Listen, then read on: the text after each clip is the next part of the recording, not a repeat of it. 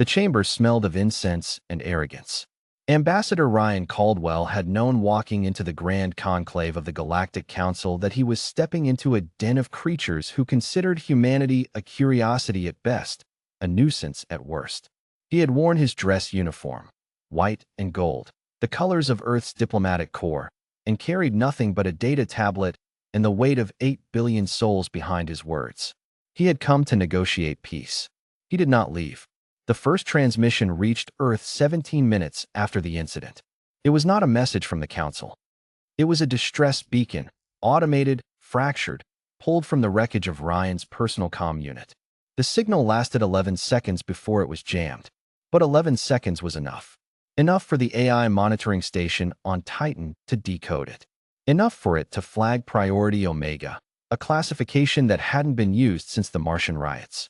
Enough for it to reach Fleet Admiral Luna Vasquez's personal terminal aboard the UES Indomitable, currently holding position at the edge of the Kepler exclusion zone. Luna read the transcript once. She read it again.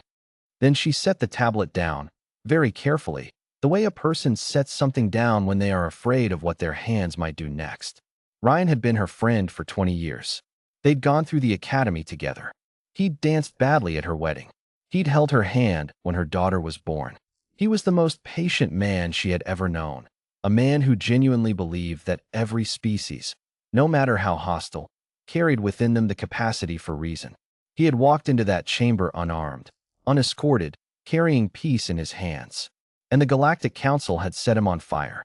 The official council statement arrived 6 minutes later. It was delivered in the clipped, bureaucratic tone that the Velhari species used when they believed they were being gracious. Ambassador Caldwell had been neutralized for violations of sacred chamber protocols. His presence had been deemed an act of contamination.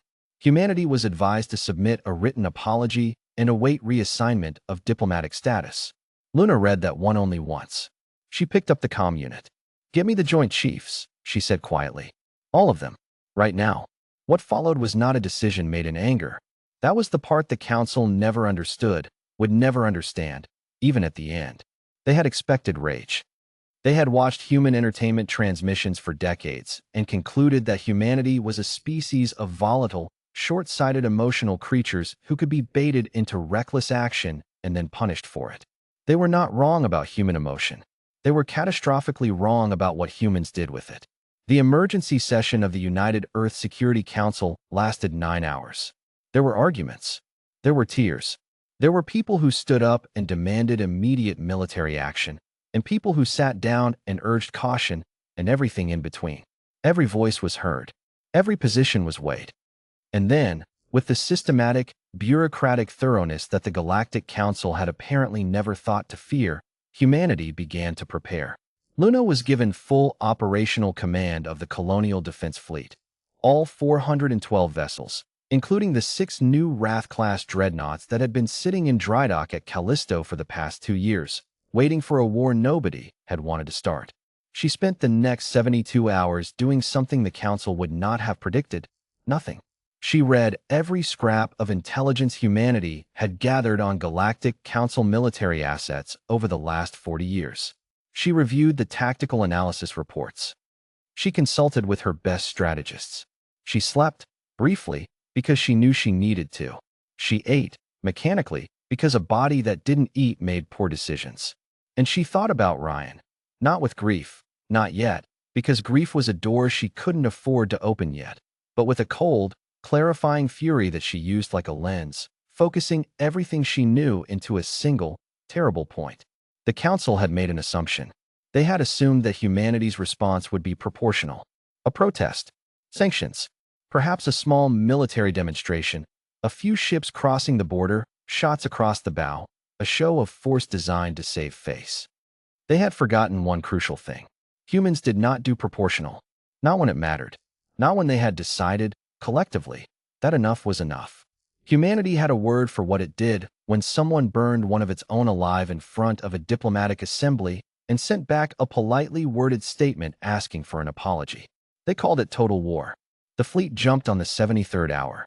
All 412 ships, every dreadnought, every carrier, every destroyer and frigate and scout vessel. Luna stood on the bridge of the Indomitable as the stars stretched and folded around them, and she felt something settle inside her chest. Not peace, exactly, but purpose. The Council had left humanity with no language to speak but this one, so humanity would speak it fluently. The Velhari border station was the first to receive transmission, not weapons, not yet, but words. Luna's words. Her voice was steady, recorded, broadcast on every frequency the Council used.